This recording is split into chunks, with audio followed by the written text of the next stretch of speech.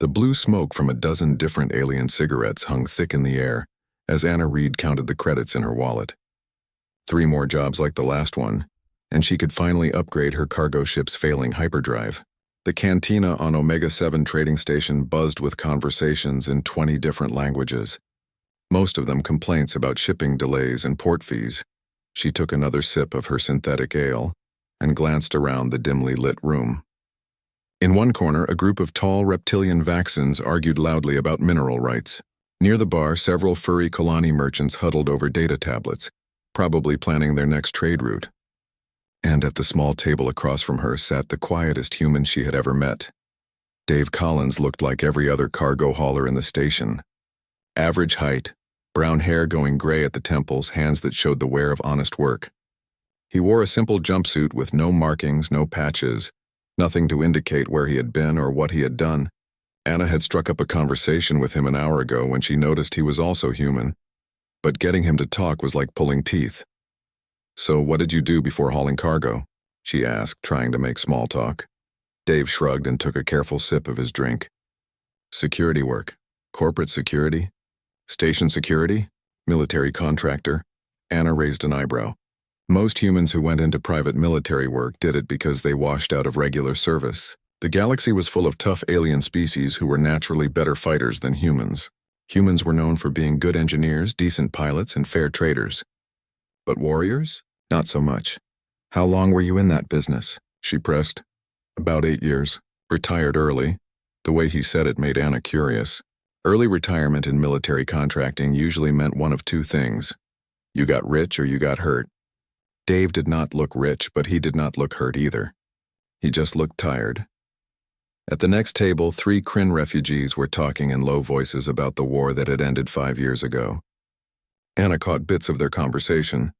They were discussing casualty numbers, praising the coalition forces that had finally defeated the Kryn Empire.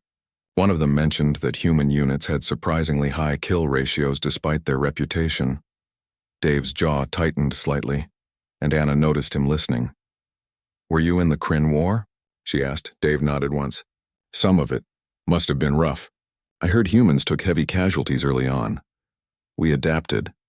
Anna waited for him to say more, but Dave just stared into his drink. The Kryn at the nearby table were getting louder now, their translator devices broadcasting their words in standard galactic language. They were talking about human soldiers with something that sounded almost like respect. The humans fought differently than other coalition species, one of them was saying. Less organized, more unpredictable, it made them hard to counter. Another Kryn shook his head. "Our military analysts never figured out their tactics. They seemed to know what we were thinking." Dave's fingers drummed once on the table, then stopped. Anna leaned forward. "You know, I always wondered about that. Humans are supposed to be emotional and irrational compared to other species. How did they end up being effective soldiers?" Dave looked up at her for the first time in 10 minutes. His eyes were pale blue and very steady. "Who told you humans were ineffective soldiers? Everyone knows that. We're too emotional, too unpredictable. We make decisions based on feelings instead of logic. The Vaxxons are natural warriors. The Thorians have perfect tactical minds. Humans are, well, we're human." Dave was quiet for a long moment. Then he said, "I had over 2,000 confirmed kills during my service." Anna laughed. She could not help it. The idea of this quiet, unremarkable man being some kind of super soldier was ridiculous. "Come on, Dave, 2,000? That's more than most elite Vaxxon shock troopers get in their entire careers." Dave did not laugh. He did not smile. He just reached into his pocket and pulled out a small data storage device. The thumb drive was black and unmarked, about the size of Anna's thumb. He placed it carefully on the table between them. "Start with folder 1, he said quietly. Anna stared at the drive. "What's this?" "Proof." "Proof of what?" Dave finished the last of his drink and stood up. "That humans don't fight despite being emotional. We fight because of it." He dropped a few credits on the table to pay for his drink. "Keep the drive as long as you need. Find me here tomorrow if you want to talk about it." Anna picked up the small device, feeling its weight in her palm. "Dave, wait. What am I going to find on here?" But Dave was already walking away, moving through the crowd with the same unremarkable calm he had shown all evening. Anna watched him disappear through the cantina's main entrance, then looked down at the thumb drive in her hand. The Kryn at the nearby table were still talking about human soldiers.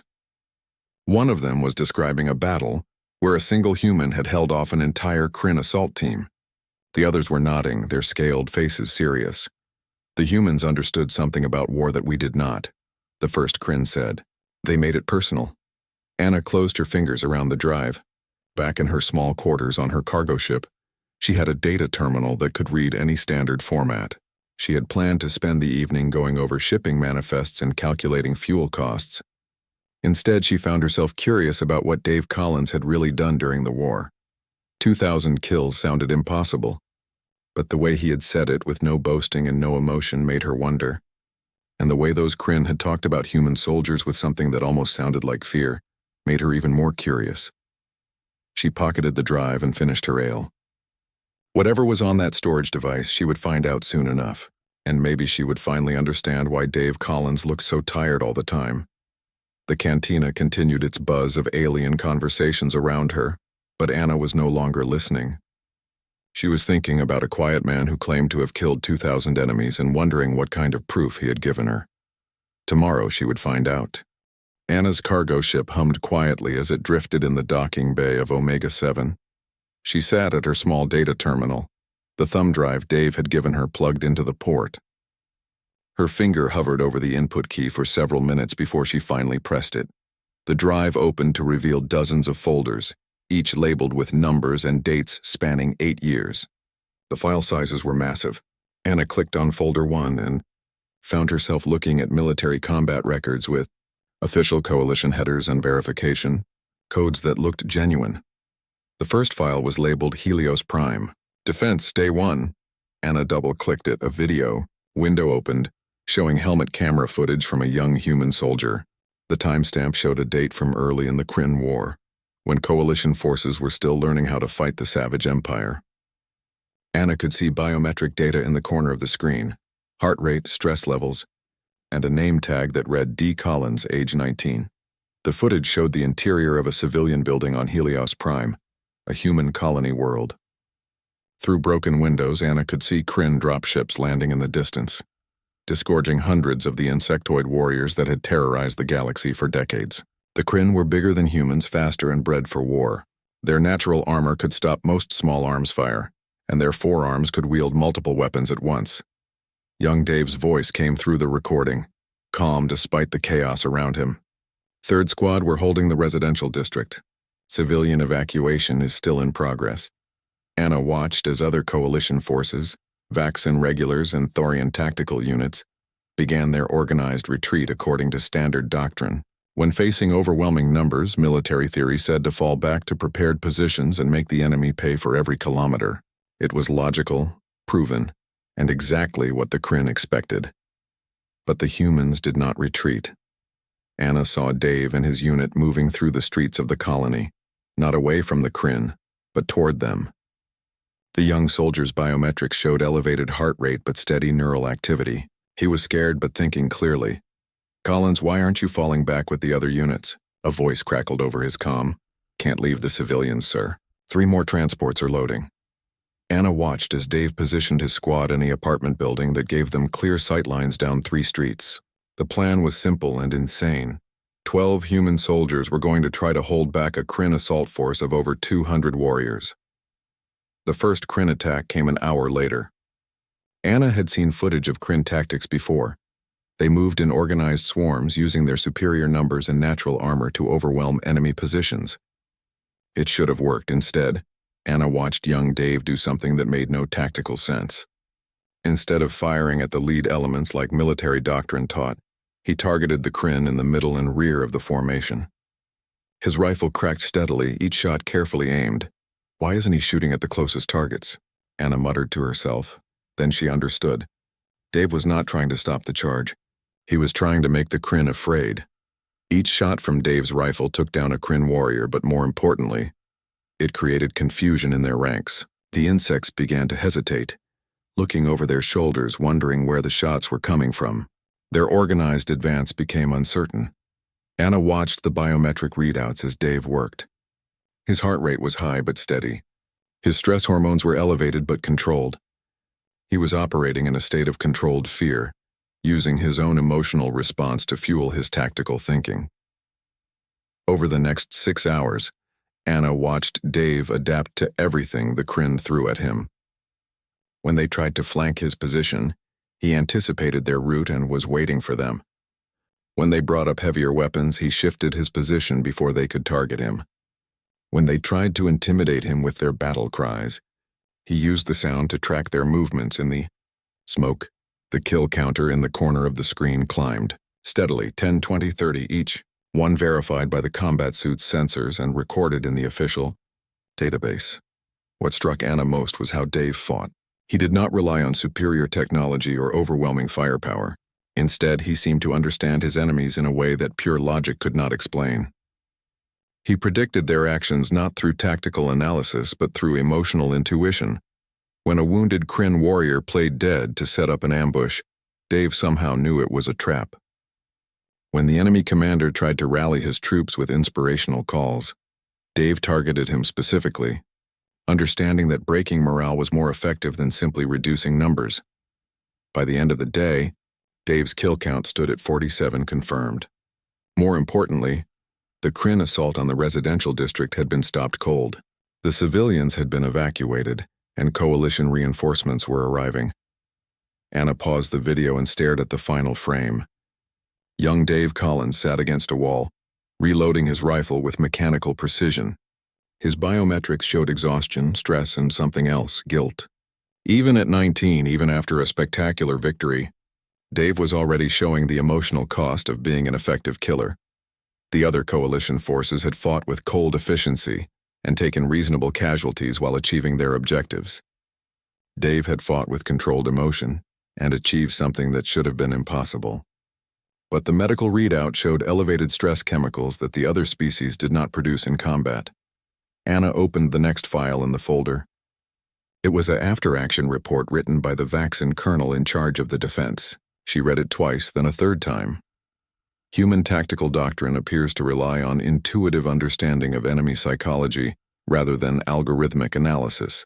While this produces exceptional results in some cases, it appears to create significant psychological stress in human combatants. Recommend further study of human emotional responses in combat situations. Anna leaned back in her chair.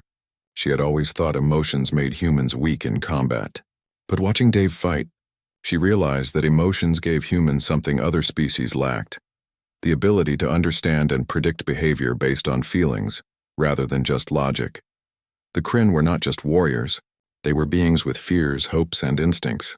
Dave had fought them not as tactical problems to be solved, but as living creatures whose actions could be predicted through empathy. She looked at the thumb drive. There were dozens more folders spanning 8 years of combat. If Dave had fought like this in every engagement, if he had continued to use his emotional intelligence as a weapon while carrying the psychological cost of every kill, Anna understood now why Dave looked so tired all the time. And she was beginning to understand why he had retired early. She clicked on folder 2. Anna rubbed her eyes and checked the time. She had been watching combat footage for 4 hours straight, jumping between folders to understand Dave's progression as a soldier. The quiet man from the cantina was turning out to be something far more complex than she had imagined. Folder 5 opened with a mission. Briefing dated 3 years into the Kryn War. Dave was no longer the young private from Helios Prime. The biometric data now showed Sergeant D. Collins, age 22, Special Operations Division, a Thorian intelligence officer with perfect pronunciation, explained the mission to a mixed-species team. Blood Pack 7 has been operational for 6 months. 17 civilian shipping convoys destroyed, over 3,000 non-combatant casualties. They appear to have developed new hit-and-run tactics that make them nearly impossible to track. Anna leaned forward. She had heard of the Kryn blood packs during the war. Elite raiding units that specialized in psychological warfare, targeting civilian populations to break coalition morale. They were fast, smart, and utterly ruthless. The briefing continued with tactical analysis from various coalition experts. The Vaxans had tried direct pursuit with fast attack ships. The Thorians had used predictive algorithms to anticipate blood pack movements. The insectoid Zephyrians had attempted to outmaneuver them using superior navigation skills.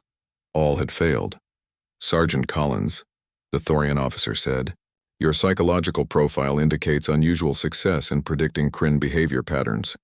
Command is assigning you to lead this operation. Dave's voice came through the recording, older now but still calm. How many ships in the blood pack? Intelligence estimates between 8 and 12 attack vessels, roughly 200 Kryn warriors total. And my team? Yourself and Corporal Martinez in a single reconnaissance ship. Anna paused the video. 2 humans against 200 Kryn elites. It sounded like suicide. She resumed playback and watched as Dave studied the tactical reports. Unlike the other coalition officers who focused on technical specifications and movement patterns, Dave was reading casualty reports and survivor interviews. He was not trying to understand how the blood pack fought. He was trying to understand why they fought the way they did. They're not just raiding for resources, Dave said to his partner, a young woman named Martinez. Look at the target selection. They hit civilian convoys, not military supplies. They record the attacks and broadcast them. They want us to be afraid. Martinez nodded. So they're trying to break our morale. More than that, they're trying to prove they're the superior predators. Every attack is a statement. Anna watched as Dave developed his hunting strategy. Instead of trying to predict where the blood pack would strike next based on tactical advantage, he predicted based on psychological need. Where would they go to make the biggest statement? What target would feed their sense of superiority? The hunt took Dave across 4 star systems over 2 months. Anna watched surveillance footage of him studying crime scenes, interviewing survivors, analyzing the wreckage of destroyed ships. While other coalition forces used sensors and databases, Dave used empathy. They left witnesses here, Dave noted at one attack site. That's not tactical. They want word of this to spread. They spent extra time destroying the medical bay, Martinez observed. They're sending a message. We can't protect our most vulnerable. Anna watched Dave's kill count climb steadily as he eliminated smaller Kryn raiding parties, working his way up the blood pack hierarchy. But more than the numbers, she was fascinated by how he fought. Each engagement showed the same pattern. Dave would study his enemy's behavior, understand their motivations, then use that knowledge against them. In one battle, he allowed a group of Kryn to think they had trapped him, then turned their overconfidence into a tactical advantage. In another, he used their warrior pride against them by challenging their leader to single combat, knowing that Kryn culture would not allow the challenge to be refused. The final confrontation came when Dave tracked Bloodpack 7 to their base ship hidden in an asteroid field. Standard coalition doctrine would have called for a full battle group to assault such a fortified position. Dave went in alone. Anna watched helmet camera footage as Dave infiltrated the massive Kryn vessel. The ship was designed like a hive with narrow corridors and multiple levels that gave defenders every advantage. It should have been impregnable. Instead, Anna watched Dave systematically dismantle the blood pack's command structure. He did not fight through the ship level by level. He moved through maintenance shafts and service corridors, appearing where the Kryn least expected him. But more than his route, it was his targets that showed his tactical genius. Dave did not just kill Kryn warriors. He killed specific warriors, the ones other Kryn looked to for leadership, the ones who provided tactical coordination, the ones whose death would create the most psychological impact. Anna watched the biometric data as Dave worked. His stress levels were much higher than they had been on Helios Prime. His guilt markers were off the charts, but his tactical efficiency was remarkable. He was becoming a more effective killer, but the emotional cost was clearly growing. The climax came when Dave reached the Blood Pack commander's chamber. The massive Kryn leader, twice Dave's size and armed with 4 different weapons, should have been able to crush the human easily. Instead, Anna watched Dave use psychological warfare. He spoke to the commander in broken Kryn language, taunting him about his failures, questioning his worthiness as a leader.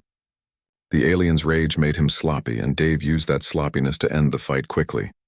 The final count for the operation: 23 Kryn warriors killed, including the entire command structure of Bloodpack 7. The raiding unit was completely destroyed. Anna paused the footage again and looked at the after-action reports. Coalition intelligence was baffled by Dave's success. How had he predicted the Bloodpack's movement so accurately? How had he known exactly which targets would create maximum psychological impact? The answer was in a personal log entry Dave had made after the mission. The Kryn aren't just warriors. They're individuals with pride, fear, and social structures. You can't defeat them by outfighting them. You have to understand what drives them and use it against them. The problem is that understanding them means feeling what they feel. And that includes their pain when they die. Anna sat back in her chair. Dave was not just a skilled soldier. He was something far more dangerous. A human who had learned to weaponize empathy. He could predict enemy actions because he could understand enemy emotions. He could break enemy morale because he understood what they valued. But the cost was becoming clear. Each mission was teaching Dave to understand his enemies better, which made him more effective but also forced him to carry the emotional weight of their deaths. He was becoming the galaxy's most dangerous predator, while simultaneously destroying himself psychologically. Anna looked at the remaining folders on the drive. Dave had served for 5 more years after the Blood Pact mission. If this pattern continued, if he kept getting better at killing while carrying more emotional weight, she understood now why Dave had retired at 28, and she was beginning to understand why he looked like a man carrying invisible scars. Sleep would not come to Anna that night. Every time she closed her eyes, she saw footage of Dave moving through alien corridors with deadly precision. She finally gave up and returned to her data terminal. The drive held too many secrets for her to ignore. Folder 12 was different from the others. The file sizes were enormous and the security classifications were higher than anything she had seen so far. When it opened, Anna found herself looking at plans for what the Coalition had called Operation Mindbreak, the assault on the Kryn Military Academy. The mission briefing showed Dave 5 years into his service, now carrying the rank of lieutenant and leading mixed-species special operations teams. His biometric profile had changed dramatically from the young soldier on Helios Prime. The guilt markers that had appeared in earlier missions were now permanent background readings. Dave was carrying psychological damage that never went away. A Thorian strategic planner outlined the mission with clinical precision. The Kryn Military Academy on their homeworld produces their finest tactical minds. Intelligence estimates 40,000 elite cadets and instructors currently in residence. Standard siege tactics predict a minimum 6-week campaign with acceptable losses. Anna studied the tactical maps. The academy was a fortress built into a mountain range, with multiple layers of defense and underground bunkers that could withstand orbital bombardment. It had never been successfully attacked in 500 years of Kryn history. Lieutenant Collins, the planner continued, Command has reviewed your psychological warfare successes. We are authorizing an experimental approach to this target. Dave's response surprised Anna. His voice carried a weariness that had not been there in earlier recordings. What exactly are you asking me to do? We want you to break them without destroying them. Make them surrender instead of fight to the death. Anna watched Dave study the intelligence reports, but once again, he focused on details other species ignored. While the Thorian planners analyzed defensive positions and weapons emplacements, Dave read about Kryn military culture, academy traditions, and the psychological profile of their warrior elite. They're not just soldiers, Dave told his mixed species team during the pre-mission briefing. They're the best and brightest of their species. They've been raised from birth believing they're superior warriors destined to conquer the galaxy. Their entire identity is built on that belief. His vaccine demolitions expert, a scarred veteran named Korax, shook her head. So they'll fight harder. No, Dave said quietly. It means they'll break completely if we can prove they're not superior. Anna watched the mission unfold over 72 hours. Dave's team did not assault the academy directly. Instead, they began what could only be called psychological terrorism. The first phase involved infiltrating the academy's communications network. Dave broadcast footage of previous Kryn defeats, showing their warriors fleeing in panic, surrendering, begging for mercy. For a species that prided itself on fearless courage, the footage was devastating. But Dave went further. He had his team plant surveillance devices throughout the academy, then used the Kryn's own security network against them. He broadcast private conversations between instructors expressing doubt about the war. He showed footage of cadets breaking down under pressure, crying in their quarters, questioning their worthiness as warriors. Anna realized what Dave was doing. He was not just attacking the Kryn, he was attacking their self-image. Every broadcast was designed to make them doubt their own superiority. The second phase was more direct but equally psychological. Dave's team began eliminating key personnel, but not randomly. They targeted the most respected instructors, the most promising cadets, the individuals other Kryn looked up to as examples of their species' superiority. Anna watched Dave work with the same deadly efficiency she had seen in previous missions, but now she understood the deeper strategy. Each kill was chosen for maximum psychological impact. When the Academy's legendary combat instructor was found dead in his own classroom, it sent a message that no Kryn was safe. When the top-ranked cadet was eliminated in the supposedly secure dormitory, it destroyed the illusion of their defensive superiority. The most disturbing part was watching Dave's biometric data during these operations. His stress hormones were constantly elevated now. His guilt markers were so high they were almost off the charts. But his tactical effectiveness had reached inhuman levels. He was predicting Kryn reactions with perfect accuracy because he understood exactly how they would respond to psychological pressure. The third phase broke Anna's heart to watch. Dave began targeting the Academy's symbols and traditions. He destroyed historical artifacts, defaced monuments to Kryn military heroes, and broadcast footage of himself doing it while explaining why each symbol was meaningless. "Your greatest general died cowering in a bunker," Dave's voice said over the Academy speakers as he stood over a destroyed statue. "Your most celebrated victory was won through treachery. Your entire military history is built on lies." Anna watched the Kryn cadets' reactions through the surveillance footage. These were the elite of their species, trained from birth to be confident, aggressive, superior. But Dave's psychological assault was systematically destroying every belief they held about themselves. By the end of the second day, Kryn cadets were refusing to leave their quarters. By the third day, instructors were openly discussing surrender. The fortress that had never fallen in 5 centuries was collapsing without a single direct assault. The final phase was the most brutal. Dave appeared personally before the Academy's assembled leadership, 40,000 of the Kryn Empire's best and brightest warriors. He did not threaten them with weapons or violence. Instead, he simply told them the truth about what he had done to them. "You call yourselves superior warriors," Dave said, his voice echoing through the great hall. "But I am one human with a small team, and I have destroyed your strongest fortress without firing a shot at your walls. I have made your bravest soldiers afraid to leave their rooms. I have turned your most respected institution into a symbol of failure." Anna watched the faces of the Kryn leaders as Dave spoke. These were beings who had conquered dozens of worlds who had never known defeat. But they were looking at Dave with something she had never seen in Kryn eyes before: fear mixed with respect. Dave continued his psychological demolition. "Your empire will fall not because we are stronger than you, but because we understand you better than you understand yourselves. We know what you fear, we know what you value, and we know how to take it away from you." The surrender came 6 hours later. The fortress that should have taken 6 weeks to capture fell in 3 days with minimal casualties on either side. But Anna could see the cost in Dave's biometric readings. The stress and guilt markers were so extreme that the medical AI was recommending immediate psychiatric intervention. The after-action reports were filled with praise from Coalition Command. Dave had achieved what most strategists considered impossible: the complete psychological defeat of an enemy force without massive destruction. The method was so effective that it was immediately classified and designated for use only in extreme circumstances. But Anna found Dave's personal log entry more revealing. "I'm not fighting the Kryn anymore. I'm torturing them. I understand their minds well enough now to break them completely, and that's exactly what I'm doing. The problem is that understanding them means I know exactly how much pain I'm causing.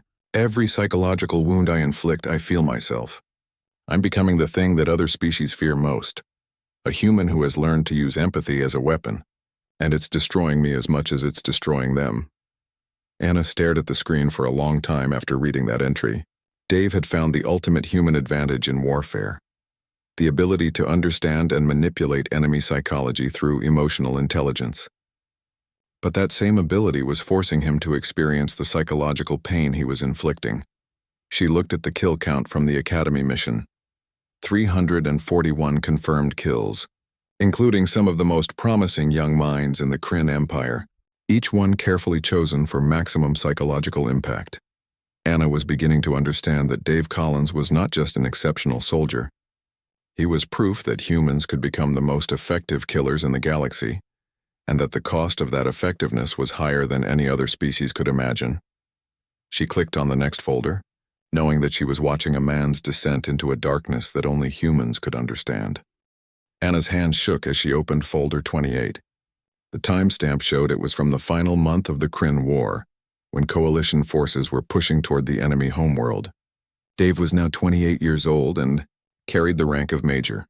The psychological profile attached to his file made for disturbing reading. Subject: exhibits severe combat stress reaction with persistent guilt. Complex, the report stated. Recommend immediate rotation to non-combat duty. However, subject's unique tactical abilities make him essential for final operations. Psychological support authorized, but deployment continues. The folder contained Dave's final mission, Operation Decapitation, the capture of Supreme Commander Thaxus, the absolute ruler of the Kryn Empire. Anna read the briefing with growing horror at what Command was asking Dave to do. Thaxus had barricaded himself in the Deep Palace, an underground complex beneath the Kryn capital city. Intelligence estimated over 10,000 elite guard units protecting the facility, along with the most advanced security systems in the Empire. Previous attempts to penetrate the palace had failed with complete loss of all personnel. Major Collins, the coalition commander, said in the briefing, "We need Thaxus alive for war crimes trials and to formally end hostilities. Dead, he becomes a martyr. Alive, he can order the complete surrender of remaining Kryn forces." Dave's response was barely audible in the recording. "Just me? You and a team of your choosing. Based on your psychological warfare successes, Command believes a small infiltration unit has the best chance of success." Anna noticed that Dave's biometric readings were already showing dangerous stress levels just from the briefing. His guilt markers were so high that the medical AI kept flagging warnings about psychological breakdown, but his tactical analysis remained sharp. Dave chose a team of 4. Himself, a Thorian technical specialist, a Vax and close combat expert, and a human communications officer named Williams. Anna watched their preparation over several days, noting how Dave had changed from the eager young soldier of Helios Prime. He moved with the same deadly efficiency, but there was no energy left in him. He planned their infiltration with mechanical precision, anticipating every Kryn defensive measure, but he looked like a man going through the motions of living rather than actually being alive. "Sir," Williams asked during one planning session, "are you sure about the psychological warfare approach? The Deep Palace isn't just military. There are civilians down there. Servants, technicians, families of the guard units." Dave stopped planning and stared at the tactical display for a long moment. "The mission is to capture Thaxus alive. Whatever it takes to accomplish that mission is acceptable." Anna could hear in his voice that Dave knew exactly what he was planning to do to those innocent civilians, and she could see in his biometric readings that he was already suffering for it. The infiltration began 3 weeks later. Anna watched helmet camera footage as Dave's team penetrated the outer defenses, using a combination of technical skill and psychological manipulation. They did not fight through the security systems. They turned the systems against the defenders. Dave had studied the palace guard psychology for months. He understood their chain of command, their cultural values, their personal relationships. When he began his psychological assault on the Deep Palace, it was surgical in its precision. The first phase involved isolating the command structure. Dave did not kill the guard commanders. He made them doubt each other. Forged communications suggesting treachery, planted evidence of collaboration with coalition forces, and created situations where loyal guards appeared to be acting suspiciously. Anna watched the palace's internal security footage as paranoia spread through the guard units. Officers began arresting each other based on manufactured evidence. Guard posts were abandoned as units were recalled to investigate imaginary threats. Within hours, the most secure facility in the Kryn Empire was consuming itself with suspicion. But the psychological cost to Dave was visible in every frame. His stress readings were so high that the medical AI was recommending immediate evacuation. His hand shook between operations. During rest periods, Anna could see him staring at nothing, his face blank with exhaustion and guilt. The second phase targeted the civilian population inside the palace. Dave needed them panicked and confused to provide cover for his advance toward Thaxus. Anna watched him systematically destroy their sense of safety and security. He leaked false intelligence about coalition forces planning to gas the ventilation systems. He created audio recordings of screaming that he broadcast through the palace speakers, suggesting that other sections were under attack. He manipulated the lighting systems to create the illusion of fires and explosions throughout the complex. Within hours, thousands of innocent Kryn civilians were fleeing through the palace corridors in complete panic. The chaos provided perfect cover for Dave's team, but Anna could see what it was doing to Dave himself. His guilt readings were so extreme that they were beyond the normal measurement scale. The third phase was the most brutal. Dave had identified Thaxus's personal attachments, family members, trusted advisors, childhood friends who served in the palace. He did not harm them physically, but he made Thaxus believe they were in mortal danger. Anna watched Dave orchestrate a series of fake executions, using special effects and psychological manipulation, to convince Thaxus that his loved ones were being systematically murdered. The Supreme Commander, who had watched billions die without emotion, broke down completely when he believed his own family was being killed. The final confrontation took place in Thaxus's personal quarters. The ruler of an empire that had terrorized the galaxy for decades was cowering behind his desk, a broken shell of the supreme warrior he had once been. Anna watched Dave enter the room alone, his weapon lowered.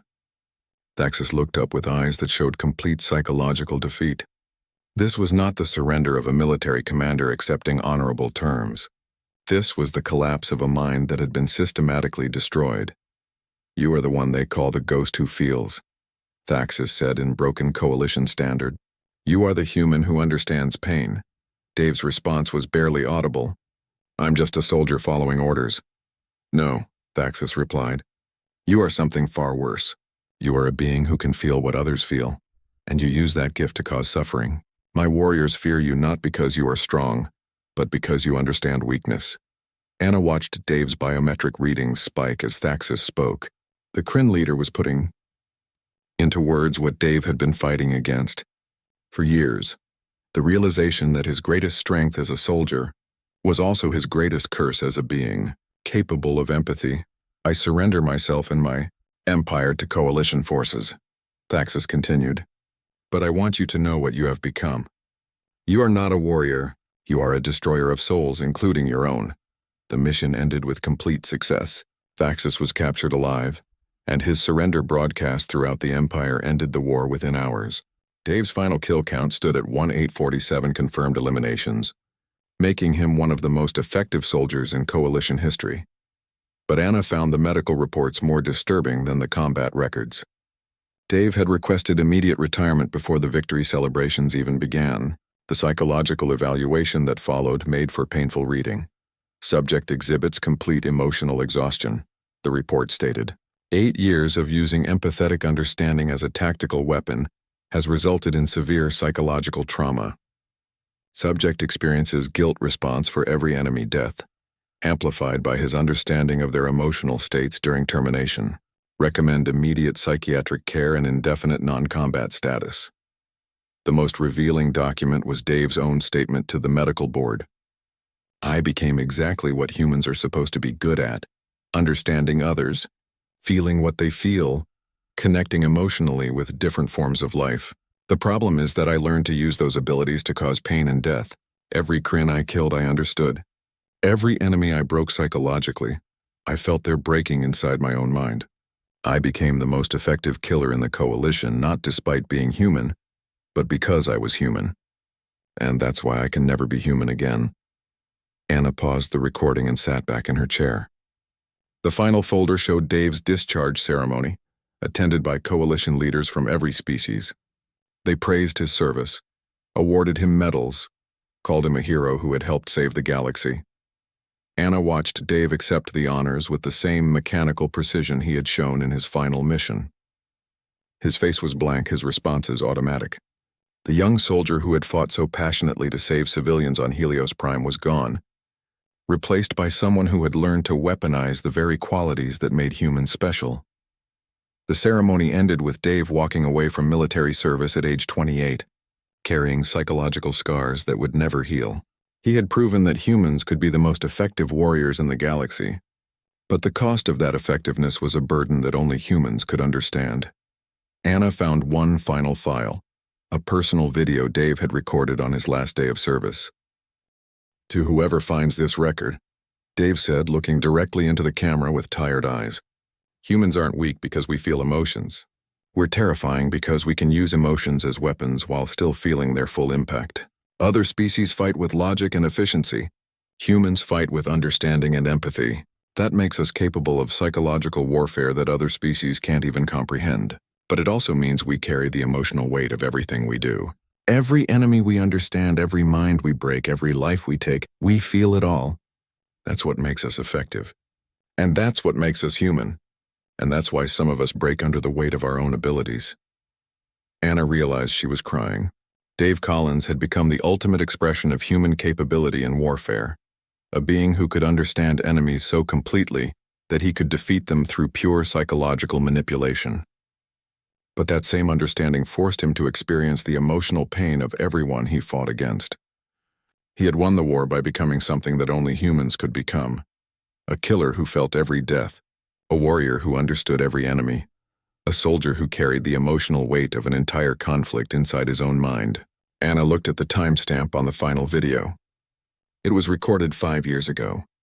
Dave had spent those 5 years trying to find a way to live with what he had become, hauling cargo through space, sitting quietly in cantinas, carrying invisible scars that would never heal. She understood now why he looked so tired all the time, and she was beginning to understand why he had given her this drive, because someone needed to know the real cost of human effectiveness in warfare. The cantina looked exactly the same when Anna returned the next evening, but everything felt different now. The same alien conversations buzzed around her. The same blue smoke hung in the air, but Anna saw it all through new eyes. Every human in the room was now a question mark. What might they be carrying inside themselves?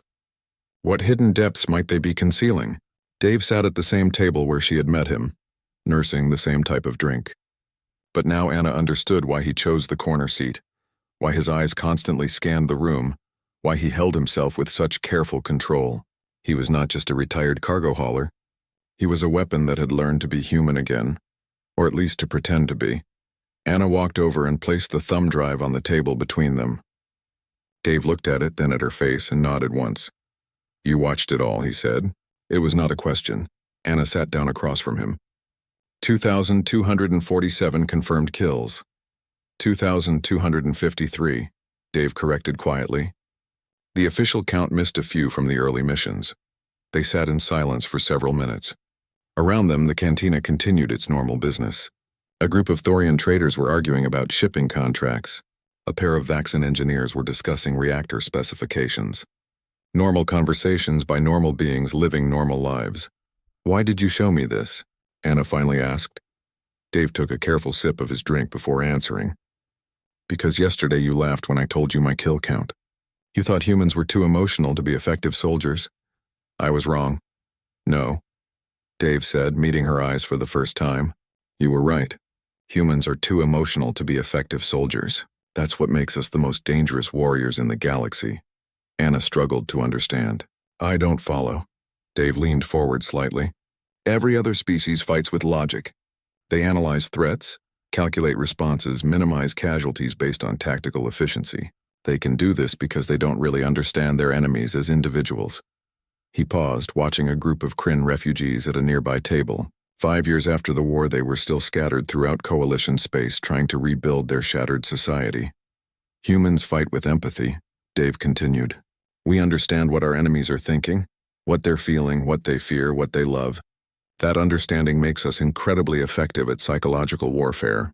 We can break enemy morale, predict their actions, and exploit their weaknesses in ways other species can't even comprehend." Anna nodded slowly. "But that same empathy means you feel everything you do to them." "Exactly. Every Kryn I killed I understood as an individual being with hopes and fears and families. Every mind I broke I felt breaking inside my own head. Every psychological wound I inflicted, I experienced myself." Dave finished his drink and set the glass down with deliberate care. "Other species see efficient soldiers and wonder how humans became so effective despite our emotions. They don't understand that we became effective because of our emotions, and they definitely don't understand the cost." Anna looked around the cantina again. How many other humans are carrying this kind of weight? More than you might think. Less than you might fear. Dave's smile held no humor. The Coalition learned to use human psychological warfare capabilities very effectively during the war. But they also learned that humans burn out fast in that role. Most of us break down within a few years. Is that why you retired early? Dave was quiet for a long moment, watching the Kryn refugees. I retired because I realized I was becoming something that shouldn't exist. A being that could understand suffering completely and use that understanding to cause more suffering. The Coalition called me their most effective operative. I called myself a monster who had learned to weaponize compassion. Anna felt a chill. And now? Now I haul cargo and try to remember what it feels like to be human instead of being a weapon that happens to look human. They sat in comfortable silence for several minutes. Anna found herself studying the other humans in the cantina with new awareness. The middle-aged woman at the bar who kept checking the exits, the young man near the door who sat with his back to the wall, the elderly trader whose hands never strayed far from what might be a concealed weapon. How many of us served? She asked. About 12% of humans in Coalition space saw combat during the war, Dave replied. Most were support roles, logistics, technical positions. But every human unit had at least a few soldiers who learned to fight the way I did. We called ourselves the Empathy Warriors, though never officially. Anna thought about what she had seen on the drive. The footage of you fighting. You moved like you knew exactly what the enemy would do next. Because I did know. When you understand someone completely, their culture, their fears, their motivations, you can predict their actions with perfect accuracy. It's not telepathy. It's just empathy pushed to its logical extreme. And the cost? Dave's expression darkened. The cost is carrying the emotional weight of everyone you fight against. Every enemy becomes a person in your mind. Every victory feels like a tragedy. Every mission leaves you a little more broken inside. Anna understood now why Dave looked so tired all the time, why he spoke so carefully, why he seemed to be holding himself together through sheer will. He was a man carrying the emotional residue of over 2,000 individual deaths, each one felt and understood and regretted. The galaxy thinks humans are weak, Anna said slowly. The galaxy thinks humans are predictable, Dave corrected. Emotional, irrational, easy to manipulate. They see our empathy as a vulnerability. But it's actually our greatest weapon. And our greatest curse. Dave stood up, dropping credits on the table for his drink. The ability to understand others completely is the most human thing there is. It's what makes us capable of love, friendship, art, everything that makes life worth living. But when you weaponize that ability, when you use understanding to cause suffering, it destroys the very thing that made you human in the first place. Anna watched him prepare to leave. Dave, what you did during the war, it saved lives. It ended the conflict faster with fewer casualties. Dave looked at her with those pale blue eyes that had seen too much. Maybe. But the cost wasn't just to me. Every human who learned to fight the way I did paid the same price. We became the most effective soldiers in Coalition history by learning to use our humanity as a weapon. And in doing so, we lost our humanity. He walked away through the crowd, moving with the same unremarkable calm Anna had observed the night before. But now she understood what she was seeing. Dave Collins was not just a quiet cargo hauler. He was proof that humans could become the galaxy's most dangerous predators, while simultaneously destroying themselves in the process. Anna sat alone at the table, the thumb drive still in front of her. Around her, the cantina buzzed with normal life. Aliens discussing business, sharing drinks, planning their futures. None of them realized they were surrounded by a species that could become their worst nightmare simply by caring too much. She pocketed the drive and left the cantina.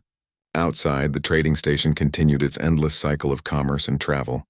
Ships arrived and departed, carrying cargo and passengers throughout the galaxy. It all looked so normal, so peaceful. But Anna now understood something the rest of the galaxy did not. Humans were not weak because they felt emotions. They were terrifying because they could weaponize emotions while still feeling their full impact. They could become the most effective killers in known space by using the very quality that made them most human, the ability to understand and empathize with others. And that understanding came with a price that only humans could comprehend. Every victory carried the weight of those who died.